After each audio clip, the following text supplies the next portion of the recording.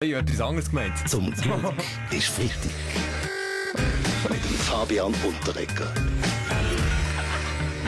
Schon der erste ist nicht verwünscht. Heute wäre doch Geburtstag. Um das ist es gegangen. Happy Birthday! Genau, 30 Jahre SRF 3. Gefeiert haben wir ja für euch, mit euch schon den ganzen Monat. Und zwar mit 30 Geschenken an 30 Tagen. Ständerat Felix Gutzwiller, wie hat euch das gefallen?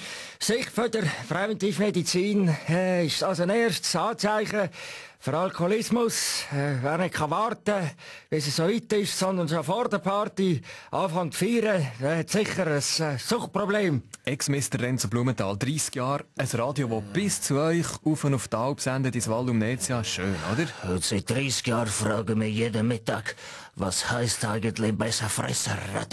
Das kann ich erklären, das kommt von der Redewendung «Ich frisse einen Besen», glaube ich auf jeden Fall. Ist früher in den 80er sicher mal so ein trendy Ausdruck gewesen, SRF 3 Stil und vor allem Trendkenner ja Rund von Reuen, stimmt das? Ja, absolut. Mit einem Besen liegst immer richtig.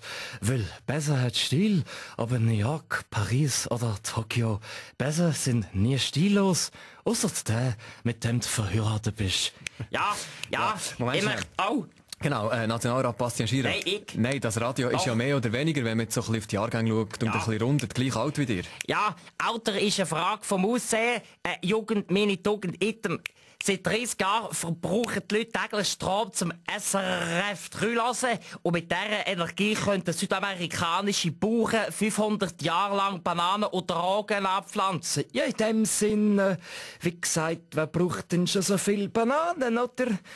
Meine wäre jetzt ja auch wieder zu haben. Was geht's eigentlich? Das ist meine Line, Baschi. Um was geht's? Um was geht's? Um was geht's? Ja, Roger Köppel. Ja, Roger Köppel, Moment, schnell, kommen wir gerade zu euch. Ich möchte schnell ein Thema wechseln. Diese Woche gross gewesen, der Schlagzeilen, das AKW Mühlenberg wird ja ausgeschaltet im Jahr 2019. Was machen jetzt mit dem Reaktor, der vor sich her strahlt? Ideen aus der Runde? Zuerst Christoph Mörgeli. Ja, absolut, ganz einfach. Wir machen das Asylantenheim draus. So werden die Asylanten mit den Strahlen markiert und man findet es schneller.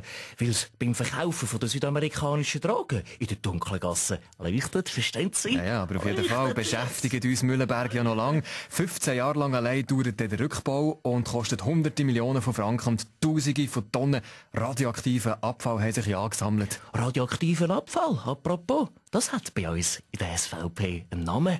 SRF 3, verstehen Sie? Ja. Und Mühlenberg, ich meine, das ist erst der Anfang, müssen wir auch noch sagen. Irgendwann müssen dann noch die anderen Atomkraftwerke vom Netz weg und runtergefahren werden. Wie weiter nachher mit der Schweizer Energiepolitik, Roger Köppel? Die Schweiz in Zukunft ohne AKW. Um was geht's? Wir von der Weltwoche stellen die Frage in den Raum, ob dann der Kanton Aargau über eine Zukunft hat, überhaupt, ob es ihn noch braucht. Oder ist das Ende von der AKW auch gerade die Endlösung Aargau? Aber wenn wir es vom Aargau haben, da ist ja dann meistens der Peach Weber nicht weit weg. Morgen. Guten Morgen wieder an dich, ja da das Lied gebracht, oder? Das AKW ist nicht mehr dran, ich hasse da, das AKW muss in die Ferien gehen, ich hasse da, oder das AKW, das unbrauchbar sich anstrahlt, oder? Sanfen and nothing to do, come on, Göske, ciao, du! Zum Glück ist Freitag.